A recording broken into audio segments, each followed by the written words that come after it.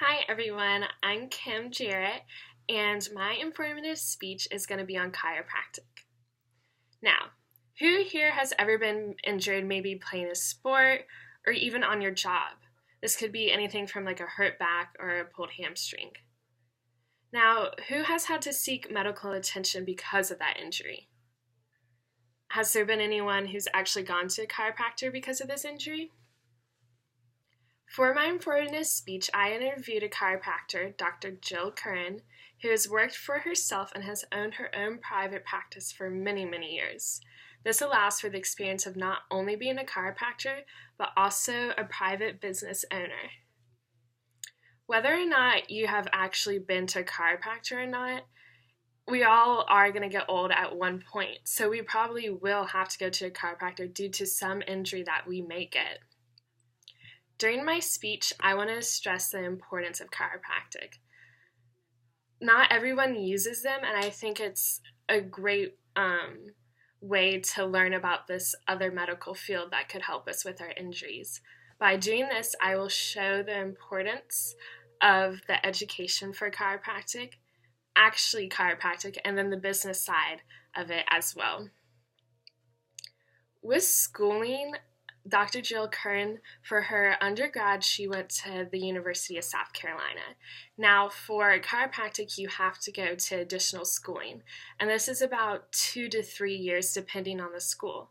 And the school is also usually its own identity, so it's not with like UNC or something. A chiropractic school is usually just for the school. And Dr. Jill Curran, she went to the Sherman Chiropractic School that is in South Carolina. She had a biology major, and with chiropractic, because it is after your undergrad, people have a lot of diverse types of majors.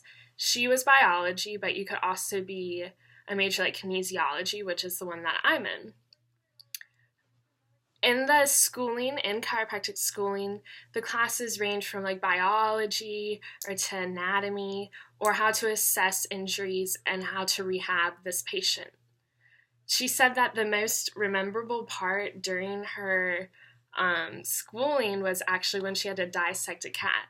So with the chiropractic, you aren't just specifically learning just chiropractic, you're also learning other parts of medicine or other parts of health and wellness. Now, moving on to the chiropractic. This is the day-to-day for the chiropractic, she said, is usually about the same. You're always going to have clients, or you hope to have clients every day. And so you're working on these people, and that's what stays the same day to day, from day to day. However, what changes is what you're doing to these clients. You wouldn't perform the same things on someone who has a hurt knee to someone who has a hurt shoulder. So it depends on the person. So things can change from like cracking backs or putting someone on a massage table. Now, Dr. Curran doesn't have her own specialty, and she said that most chiropractic people who practice don't. So she can see someone who's maybe 6 years old and has hurt themselves, or she can see someone who's 40 and was hurt on the job, or she can see someone who's 80 and is getting old and is having back pain or neck pain. And she said that most chiropractics do deal with this diverse clientele. However, some chiropractics do have their specialty, whether it be pediatrics or whether it be working with the elderly. She said that the most rewarding thing is having the reoccurring clients, and that's really important to a business also. Having the reoccurring clients is what's rewarding because you're able to help these people through their injury or through whatever they're going through. So as a chiropractor, you're not only just dealing with the injury, you're there as a person to help them through this time. She said also that I was interested to find out that she does go outside of her office. She does go outside of her private practice to help these clients if they need help. She said usually it's like families or friends that she does this for, but if she does have a client that needs her to come to them instead of them coming into her office, she will do that. And I think that's very imperative to, it shows what type of business owner she is. This is what leads me into the third part of the chiropractic, which is the business. The business side is kind of different because not every chiropractor has to own their own business. However, she said that usually when you get out of school, because you are still young, maybe 24, 25 years old, you don't really have your own business. So most chiropractors go and work for someone else in their private owned business. And this is a way for them to learn and know how to do business, but also learn the chiropractic skills in the real world.